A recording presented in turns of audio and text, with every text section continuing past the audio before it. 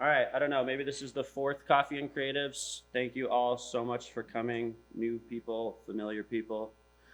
Yeah, just I guess background on what this is in the space for those of you who are first time here. This is our kind of co-work film space set up by myself and Michael and Zach here, who you've probably met.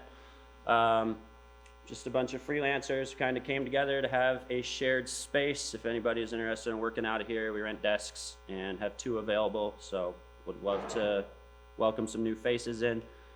But yeah, this event is really to kind of just serve the community about, what I hear people need, I guess. Right now, today it's mental health. Other times it's been pitching, or next one I want to do is about finance. So I'm really grateful today to welcome my good friend Christian, who is the officiant of our wedding actually, and has his master's in, I don't know, you tell us. Clinical mental health counseling. Nice. Yeah. And so, kind of on a daily basis, I hear from my peers and my friends that there's just a lot of stress within what we do. I think, raise your hand if you experience stress from being a filmmaker. Nice. Those of you who didn't raise your hands aren't filmmakers, so that's 100%. Oh, Amanda, welcome from being married to a filmmaker. That's good for you. Sorry. So I think, we all experience it in different ways and forms, and I really just wanted to bring Christian in to talk about what are some of the acute things that are shared amongst us all, and then some general ways to address those or work through those. I think I know a lot of us are in therapy, but yeah, wanted to bring in Christian because he's the best I know. Thank you. And I would visit him if he wasn't my friend. So really, I'm just co-opting him into here doing a therapy session with me without having to pay him. Yeah, I'll send you an invoice. Yeah. So I just want to kick it off of, for a lot of us, our sense of self-worth. Can I do a little intro first? Yeah, sorry, Yeah. jumping the gun. Yeah, you're good. Thanks for having me, and thanks for being here. My name, is Christian. I run a practice here downtown over on South Temple. It's called Attunement. The full name is kind of a mouthful, but it's Attunement, Psychotherapy, and Psychedelic Healing. I've been running that practice. I actually started renting a room with Amanda, and then moved out, and I needed more space. So I've been doing that for a couple of years now. I wanted to just give a brief, a little bit about how I think about therapy, how I think about mental health. If I do my job correctly, you will walk out of here with more questions than answers. And I actually think that's beautiful. I think there's maybe a misnomer, maybe it's changing, I don't know, but therapy is like a process of going and getting fixed, or if I just knew the right tool, or I had more coping mechanisms, or I knew the right strategy, then I wouldn't suffer anymore. And that's just not real. That's what life is. I would say it's not suffering. You don't have to suffer, but life is the wholeness of experience. So to think that there's a magic thing to make it so you don't feel that is fake. And I think we can very easily get caught up in kind of what I would say is an ego-based identity. I have enough control over the uncontrollable that if I do everything right, I won't have to feel that. Which again, is just kind of fake news. So that's how I approach therapy. That's how I think about it. If I had to give you one goal of therapy, it's about making the unconscious conscious.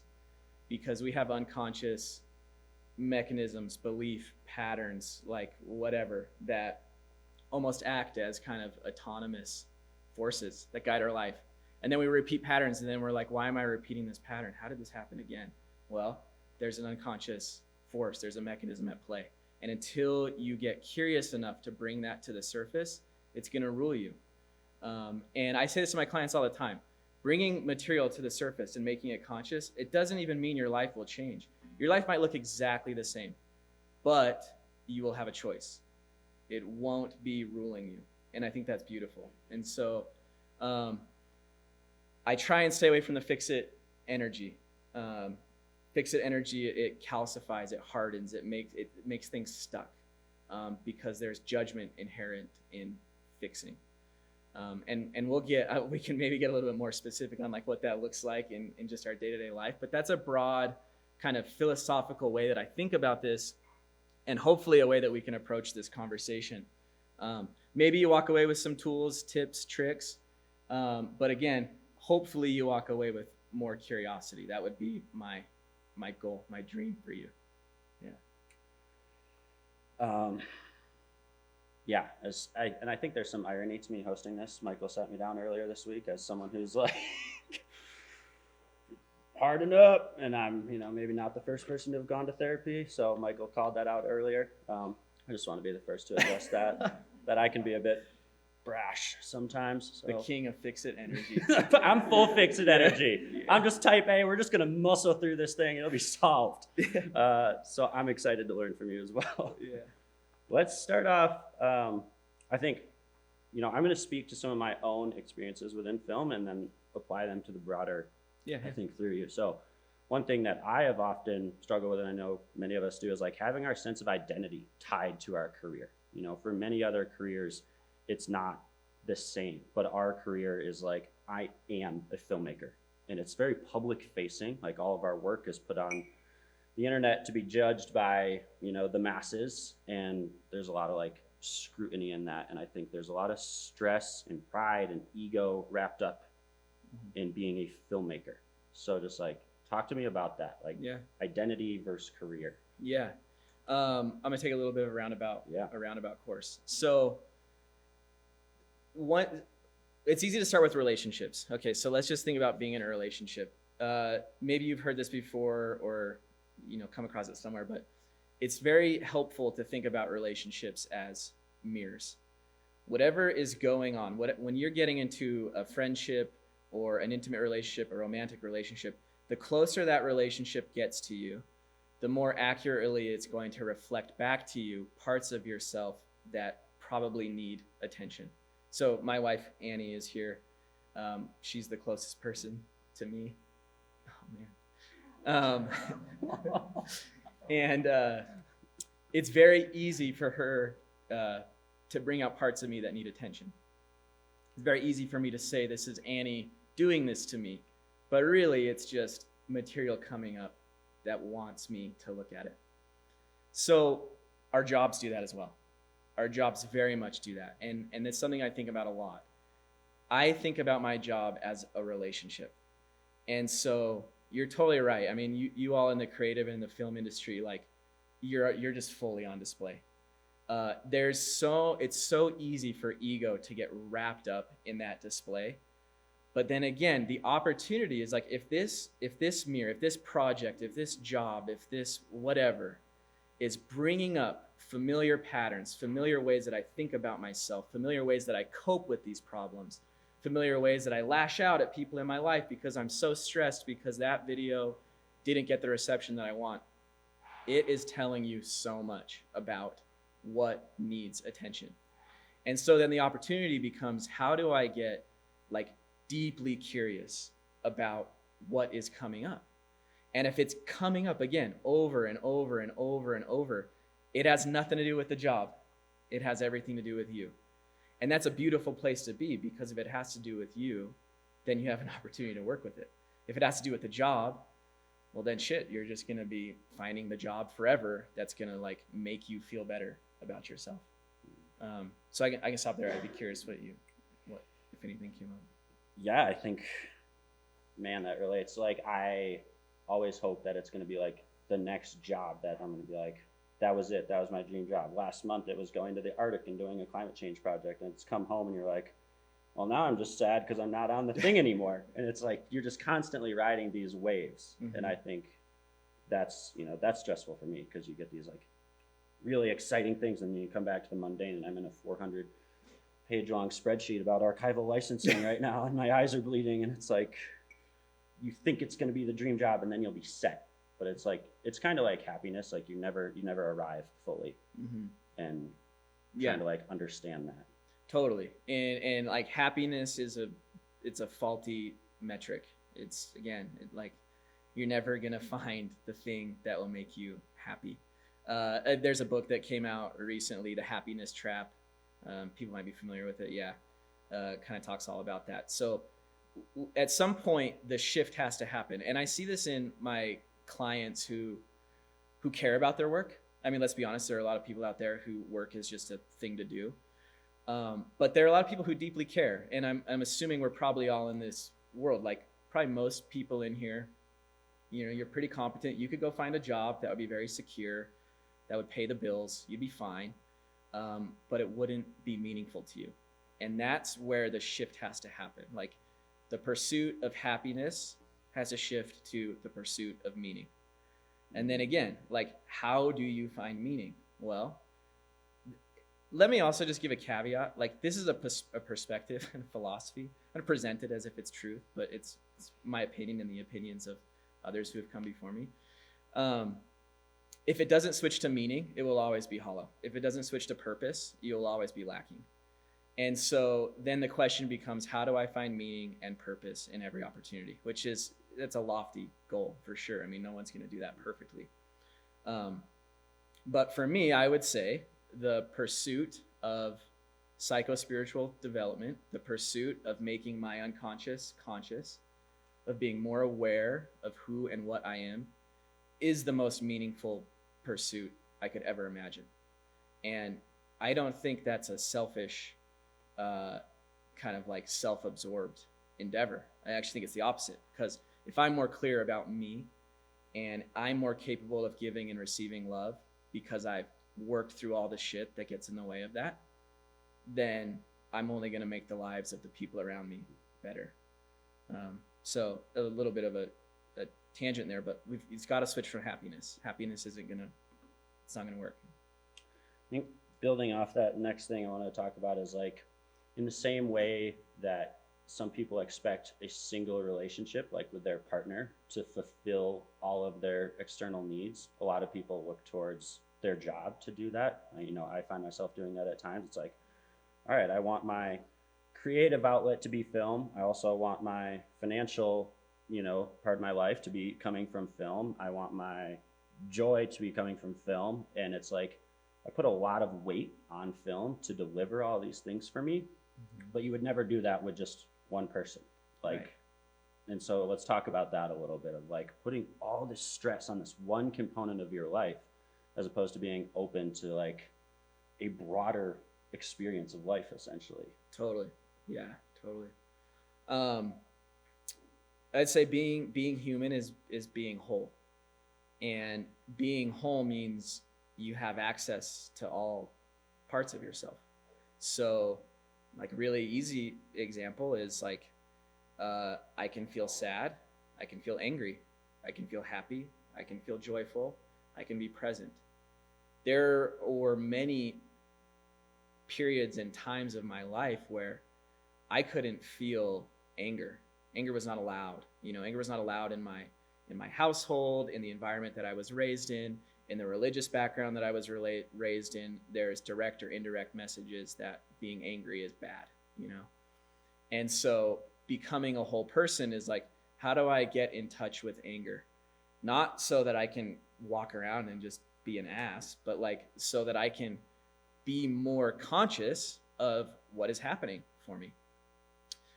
The same thing is happening through our job. The same thing is happening through our relationships. Whatever, I don't know, I should have thought of a simple example, but there are aspects of myself that come out when I'm with Annie, right? Then I go to work and there are aspects of me that come out when I'm at work. So it's not about like work or the relationship fulfilling the need for me. It's like, how do I use this relationship, be very present to it, be very present to the job, and be very aware of the parts of me that are coming up? And then what parts of those do I really, really like? Like what part of being a filmmaker do you love? There's just like no question about it. It's just, okay. I got a lot of ego tied up in this. All right. Anyone, like, see, what's part of, like, just anything that you can say, I love that aspect of it. I love that it brings this out of me. Yeah. Okay. Yeah. Community. Beautiful. And so, and then now the inverse, like, what part of you can you say, like, dude, I hate that part? Like, okay. Nice. Working with Connor. Yeah. So it's bringing a part out, like, and then the opportunity is to say, okay, I'm not gonna like wrap up all my ego and everything in this part. I'm just gonna notice it, and I'm just gonna allow it to be here. And if I hate it, I'm gonna get curious why I hate it. And if I like actually cannot be in relationship with this thing that I hate, then I'm gonna get strategic about, I don't know, I'm gonna pass it off to somebody else who's interested in doing that work, or I'm gonna say, even though I love the job, the opportunity, it's gonna require me to do a bunch of shit that I hate. And I'm not going to do that. I'm just not going to do that to myself anymore because I don't want to be in contact with that. And again, that's being conscious. It's being very conscious. Someone told me one time that your yes doesn't mean anything until you've said no. And that was kind of a mind-blowing statement. And as a business owner, like the first time I got to say no to something was like so liberating. And so I think there's an application there of like, okay, what are you coming in contact with that you really need to be saying no to? Because it's not good for your heart and your soul. And it might be easy to look at the bottom line and be like, yep, I could use that extra $1,200 this month. Okay, is it worth sacrificing like the purity of you? And I think that's just maturing in some regard. But I also understand the pragmatic need to earn money, you know, and I think we'll talk about that at some point, but kind of balancing those. I think that's a good transition into it. It's like in film, you know, there's highs and lows. Some months you're riding a wave and then you have 2 months of like a dry spell. And there's that kind of develops the scarcity mindset within many of us of like, all right, we're just going to say yes to anything and everything that comes our way, because if we say no, we don't know if they'll ask us again, or we don't know when the next job will be. And yeah, that the financial ebb and flow of film is something that I really struggle with to like normalize being okay with and like sit with and be relaxed within myself. Mm-hmm. And I think it's unique in that it's like essentially a gig economy. You know, you have repeat clients through mm-hmm. therapy. You're booking out 2 months weekly, and we're like, all right, well, this month we're going to Fiji, and then next month I am not working. Totally.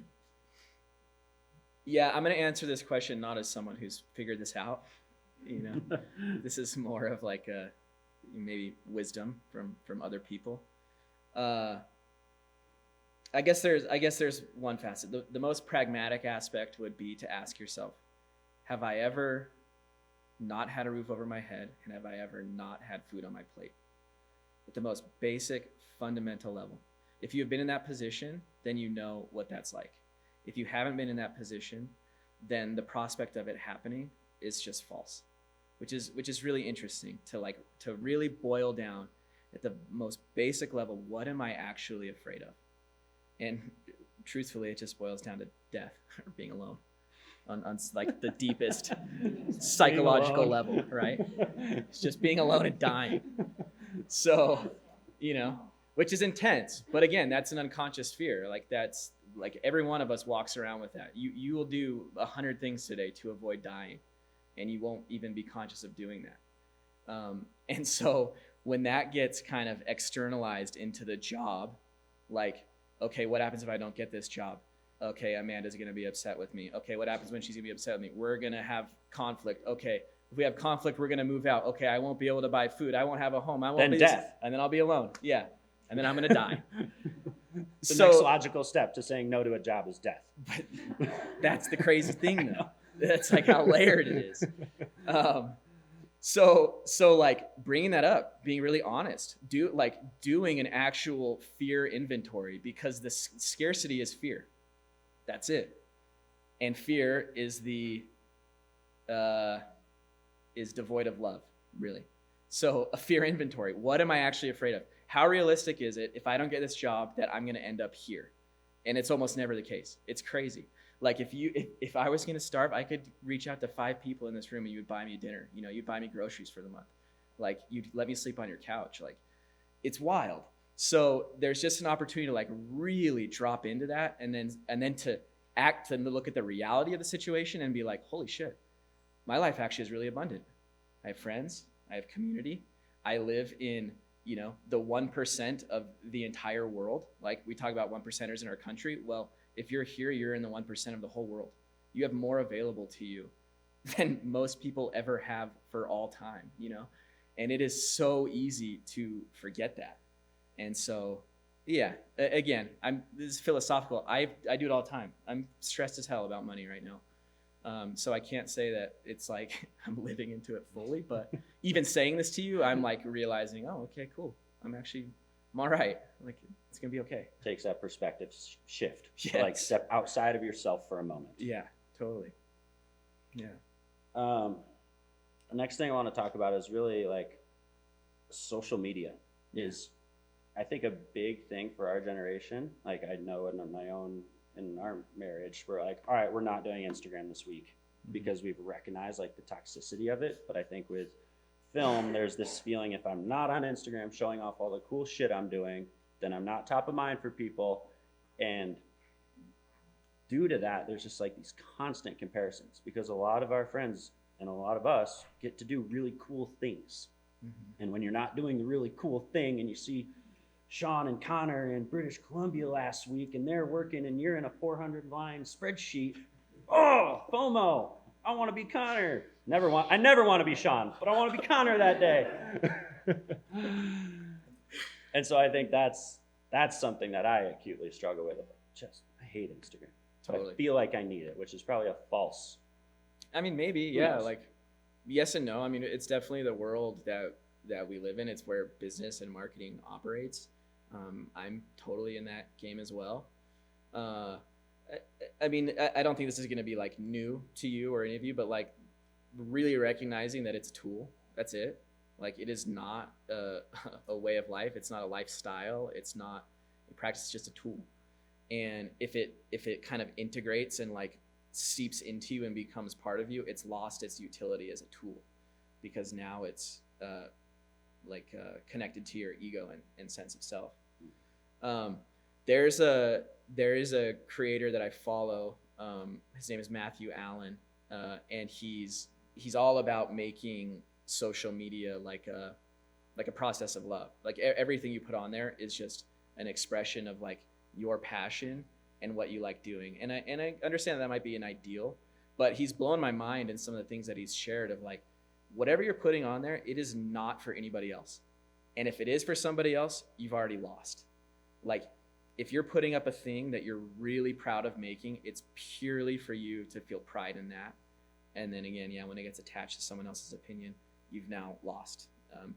Again, I understand that's an ideal. That is so hard to do in the world, but if you can continually remind yourself of those couple of pieces, I think it gets a little bit easier to relate to it.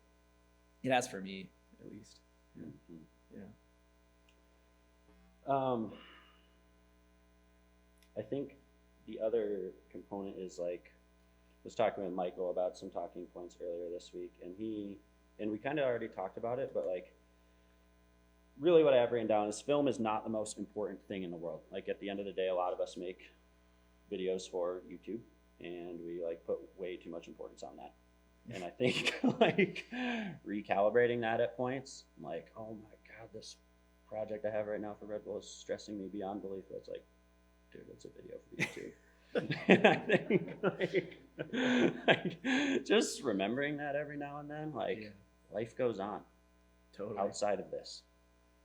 Yeah, I think it kind of goes to what I was just saying is like, do you do what you do because you love it, or do you do it because it's a job? And I think again, just by virtue of like being here, you've already selected into the category of valuing your love for the thing more than the pragmatic payout. That could be an assumption, I don't know, but if it weren't true, then you would probably just go get a stable job that would pay the bills, but that weighs too heavily on your heart and soul. And I think that's beautiful. I think we need more people like you all who are like, no, I'm going to pursue a passion. I'm going to pursue a thing that's meaningful. And so kind of losing sight of that, I think, is what gets damaging. Like, it would be interesting to sit down and ask yourself, like at the very beginning, like, why did I start doing this? And see how aligned or how far you've gotten away from that, and recalibrating and returning to the process of love, because ultimately that's the only thing that will sustain itself. And if it's not sustaining itself anymore, there's no shame in picking a different route. We change, we grow, we shift. Like the ability to walk away, the ability to say no, the ability to let things die is like a really beautiful and mature way to live. If you're just grasping and holding on, like you're not living in reality. You're trying to make it like use your will to shape what is, and it will never work. I have two friends who recently took teaching jobs, one at the U and one at Rowland Hall, after being, independent freelance filmmakers for a decade. And I think they're both probably happier because like, their stress levels have gone down. And that's been a really interesting shift because I think there's a lot of like pride wrapped up in like, yeah, I'm able to make it. I'm doing it. I'm doing the thing. I'm paying my bills off of film. And it's like, well, they still are, but in a different capacity. And just like setting that attachment to being a filmmaker aside. Totally. And again, going back to like, if the whole purpose of this life, which I believe it is to make the unconscious conscious and develop psycho-spiritually as a person so that you're better equipped to give and receive love. If that's the whole purpose, then it doesn't fucking matter what you're doing. Like, it really doesn't. In this chapter of my life, in my 20s or my 30s, film was it. That was what gave me the most capacity to grow as a human being. It's now outlived its ability, and I'm going to move on to teaching because getting in contact with these kids and with this part of me as a teacher is way better for my heart and soul in this chapter. Maybe I'll return in my 50s. Like, who knows? But like, you got to get out of like the linear, I must do this to be this, to do this. No, you've got to check in with your heart and say, what do I most need as a person? And what's the vehicle that's going to help me get there? And there's going to be lots of vehicles, like I said, relationships, jobs, passions, hobbies, etc. I think before we open it up to Q&A, I know that you kind of came with some of your own notes. Is there anything else you want to riff on? There's one thing I want to share. And this is like a really beautiful concept that I got from an author and somebody who I really look up to. His name's James Hollis. If I could make a recommendation for one book, it would be A Life of Meaning by James Hollis. So back to happiness. He talks about happiness. Happiness is a trap. What we're looking for is meaning. And he gives the framework. How do I pursue meaning? And this is the criteria. Is it enlarging? Is it asking me to become more? Or is it diminishing me and making me smaller? And so at every decision, every turn, you get to ask yourself, is this expanding my ability to give and receive love? Or is it requiring me to be small?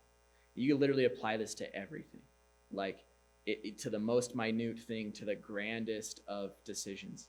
And when you align to expansion, things open up and things inherently become meaningful because I didn't have to make myself smaller to fit in this box. I didn't have to say yes when I really wanted to say no because I want the paycheck, but it's killing me on the inside. And so if there were one pragmatic tool that I'm offering you today, and it's not even that pragmatic, but expansive versus diminishing, it's a very helpful compass. Yeah. Thank you. Yeah. But yeah, I want to open it up to the audience to any questions you may have. Yeah, anybody? Any? How do you deal with kind of, as we were saying, tying yourself to your work? How do you deal with kind of closed doors? Either you said no, I thought I proposed or how do you deal with like the negative in what you're looking for? Yeah. Well, I would ask myself, okay, that person just said no. I'm feeling a lot of things. Number one, what am I feeling? Like, let me get very specific on what I'm feeling. Do I believe I'm a piece of shit? Do I believe that I could have done better? Do I believe that all my projects that I've ever done now suck because I didn't get this one? Like, notice how intense that thought pattern might go and how out of control it might be, because it's probably not real. And so first take an inventory of like, what is happening in here? Okay. And then go through each one of those and consciously acknowledge, is that true? And if I really do believe that, what do I need? Which is a huge question. You might spend years looking for that question. But what do I need to believe that all my work doesn't suck now, or whatever the belief is? If you don't make all that conscious, it will just become a rampant thought that will show up every time you hear a no. And it will lead to behavior that's probably diminishing and probably destructive. So there's just a level of intentionality to bring into situations that happen all the time that we just barrel through. Think really bad thoughts about ourselves, numb it out by getting very distracted by social media or the next job or the next relationship, and then move on. And then it comes up again. We're like, damn. So every no is an opportunity if you take that seriously. That's the golden moment when that stuff, that material has come to the surface. Like that's when it's here. And if you don't take advantage of that golden moment, it'll go back under the surface and then it'll just manifest itself in your behavior. So it's a huge opportunity. I tell all my clients that, like, okay, when you feel that, like that's it. That's what we're looking for. We're not looking to not feel that. We're looking to feel it and get deeply curious about it. And everything you need to know about yourself will be in that moment. But you got to find it. And it's scary. It's uncomfortable. Thank you. Great. Well done. Yeah.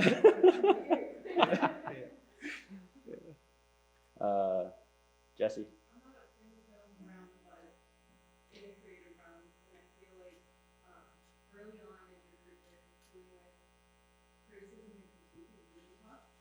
Do you have any general kind of advice how to keep moving through that and growing it through it and using it to your benefit? Yeah. Pretty similar to that is like, what does that criticism and critique make you think about yourself? And not even think about yourself. What does it make you believe about yourself? Where did that belief come from? Why is this person, why do they have the power, the ability to bring that belief back online? Like, what am I outsourcing to them about my self-worth, about my capacity that has nothing to do with them? They're just the mirror to reflect it back to me. But I also understand like the pragmatic need. I mean, a more pragmatic approach would be take it seriously. What are they telling you? Implementing their critique and their criticism, is that enlarging? Is it expansive? Does it feel good to your heart and soul to move and shift into what people are asking you to be, to want to work with you, to appreciate your work? If it does, hell yeah. They're also giving you a pathway to go down. But again, it takes so much attention and intention to know what you're feeling. That's really where it all starts. What am I even feeling? We're really bad at feeling, myself included. And it's been my work the last couple of years. Just like, what do I even feel, dude? I don't know. I just get high. Just like, for real though. Like I did that for 15 years. Like, yeah. And it only recently have I realized like, oh wow, there's a lot of shit I didn't want to feel that I just avoided. And we all do it. I still do it, but I still get high. the hope is that it's not. I actually haven't been, but the hope is that it's not chronic, right? When it becomes chronic, then you're super disconnected. That inspired a question, especially for women. I think that they have like been told, being a professional, that they need to keep their emotions in check. Like showing your colors at work is often considered unprofessional, and I think especially when you're a woman, Mm-hmm. because they'll say like, oh, she can't hang, she's not tough, she gets upset every time we give her feedback, and I feel like for men there's like sort of an alternative thing now where if you show your emotions at work, it's like you're enlightened, like you have started to realize that you can be emotional and in touch with yourself, and that's like a more modern philosophy. Mm-hmm. So how do you have advice for like when you're leading teams, how you can build a culture where it is okay to show and express your emotions while still like maintaining some level of professional, like function and I guess decor. Mm-hmm. Yeah, that's a really good question. I wish I had an answer to that that I could say like implement this and it's going to do it. I mean, I think what you're describing is a symptom of like a very sick culture in society. And so there's part of me that I wouldn't say that I feel hopeless. I feel very confident that we can influence our little circles. And that's really all we can do. And I actually think that's a much more noble approach than trying to look out and say, like, how can I change society at large? Because I don't know how realistic that is. So I guess bringing it back to the micro is just like, again, I don't think I have a great answer, but like, how can you role model? How can you signal that these things are allowed? But also signal or role model where like I can be emotional and it doesn't have anything to do with you. I'm not projecting it onto you. I'm not making it about things that you need to do or be different. I'm just feeling, and feeling is okay. It is kind of twisted that, yeah, now men are like lionized for being emotional. It's kind of gross. I mean, it's cool on one hand. Like I definitely want men to feel, but it is interesting to see that how that gets captured and then used as like a tool to continue to oppress or belittle or, you know, like set up these superiority hierarchies. So I don't know. I don't have a great answer. Those are just thoughts, I guess. Yeah. I think you have an opportunity because you kind of run the ship there in some ways to like allow that culture, right? I mean, you have known me for a long time. Yeah. Because we worked together when we were like in college. Yeah. But I mean, I'll be honest, I think that I've avoided being emotional a lot of the time because that I feel like has been what has been required of me. I will take my emotions home. I will process them there. But I often don't bring them to work because I felt like it was not, especially where we met. Yeah. Yeah.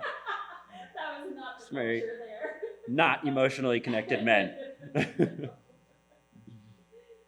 yeah, so it is a challenge. I mean, I would be interested to even just name what you just named, like, Yeah. and see how people reacted. I don't know where you work. I don't know the culture, but that would be fascinating.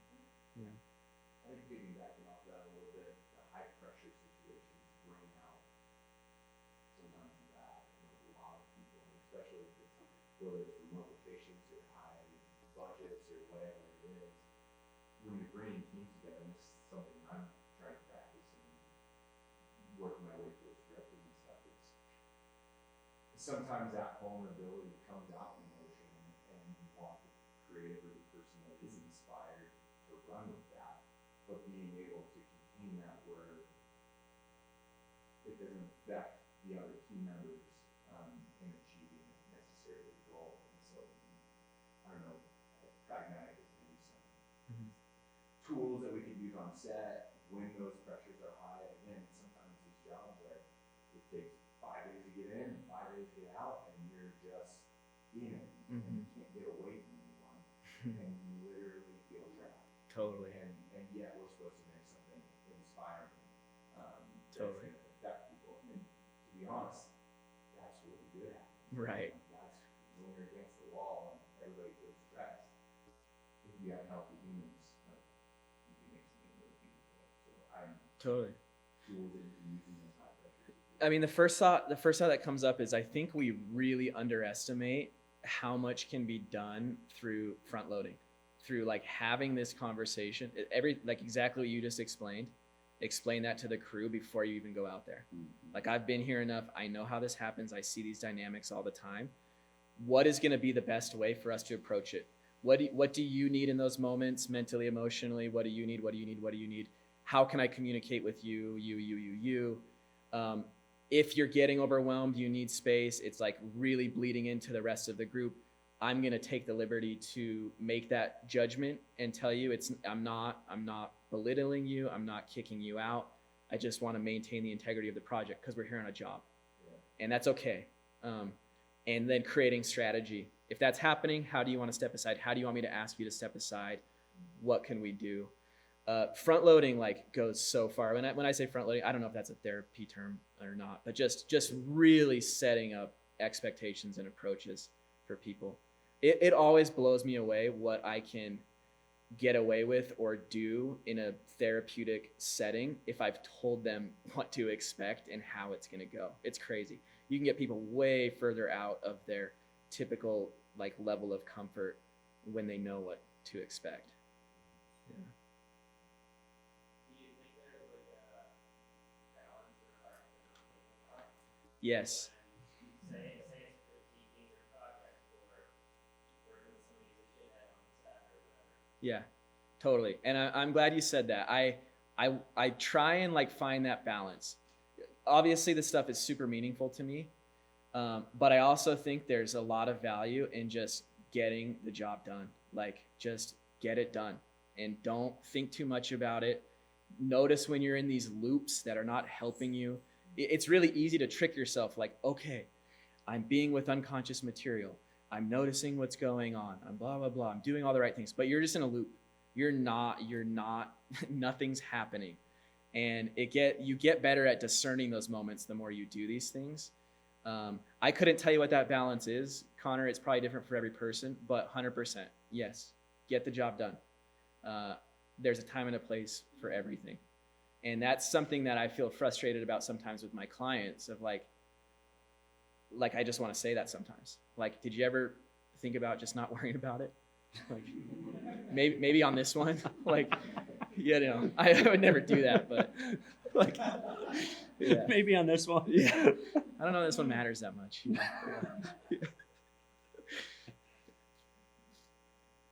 Yeah. We had him and then Michael. I'm just curious, you sort of mentioned the psychedelic. Yeah. I'll give just like a quick info on that. So, in my practice, we work with ketamine regularly. Ketamine's the federally legal psychedelic. It's a non-traditional psychedelic, but it very much elicits an altered psychedelic type experience. Ketamine's was originally recommended as a therapeutic for treatment-resistant depression, which has a whole kind of like classification of what treatment-resistant means. It's really, really effective at helping people kind of reset, so to speak. It creates a lot of neuroplasticity in the brain, like just chemically. So on the other side of ketamine treatment, you're much more capable of creating new behaviors, thoughts, patterns, beliefs, etc. But there's a cautionary tale, like any medicine, any whatever pharmaceutical, it's not a fix-it. There's work to be done before and after. And so I don't bill our practice as a ketamine clinic because I don't want people coming who just think that ketamine is going to fix it. Like, it's a tool. It's a tool that we have. It might be appropriate. It might not. But it's something that's available should it align with your treatment goals. Yeah.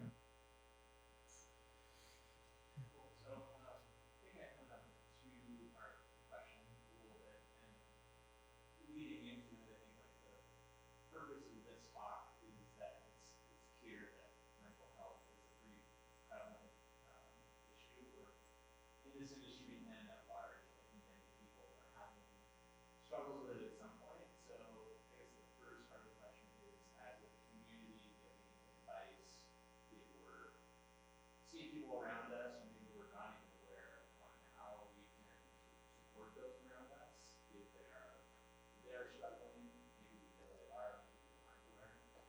And then maybe the second part is on an individual level, like for ourselves, if we have any sort of blanket advice for anyone that is in a moment of like struggle or uncertainty on how to get out of it. Mm-hmm. Yeah, totally.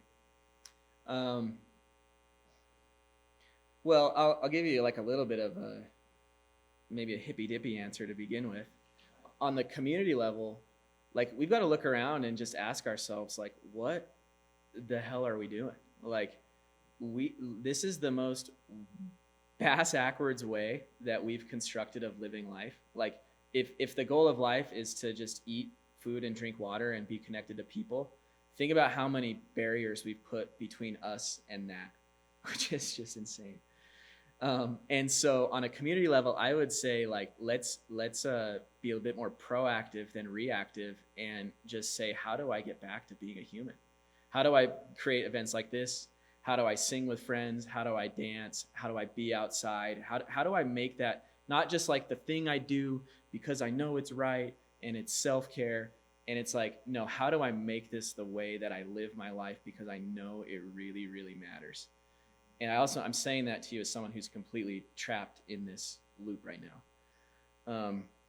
So, I mean, that's like the proactive, there's always the reactive response. Okay, like somebody's struggling, what do we do? I mean, be curious, like that's the number one thing. Be curious. I think people are pretty put off by fix-it energy. They know, because fix-it energy, again, inherently is a judgment. If I'm trying to fix you, you're sensing that whatever it is about you, I don't like. I need it to be better. And so that's a judgment. So curiosity. I would just say that forever. On an individual level, yeah, I mean, again, it's knowing what you feel. It's gauging the severity. If we're talking like all the way to the spectrum where like we're in kind of suicidal ideation, suicidal behavior, there's an opportunity for crisis intervention, which we have resources around here for that. If this is just a general kind of like malaise, like I know that something in my heart and soul is not aligned with my life, take that summons seriously. That book, A Life of Meaning, we'll talk about that repeatedly, but like if you don't take that seriously, you're killing yourself. It's like a passive suicide, and we will do that forever. It's insane the lengths that we will go to avoid what we know wants expression through us. And then I guess for me personally, reading. Like I learned so much through reading. I'm a huge reader. I know that doesn't apply to everybody, but like I have gained so much wisdom from people who came before us. This isn't new, right? Like people who came before us who are wise beyond measure, take their words seriously and apply them. Don't just do the insight game.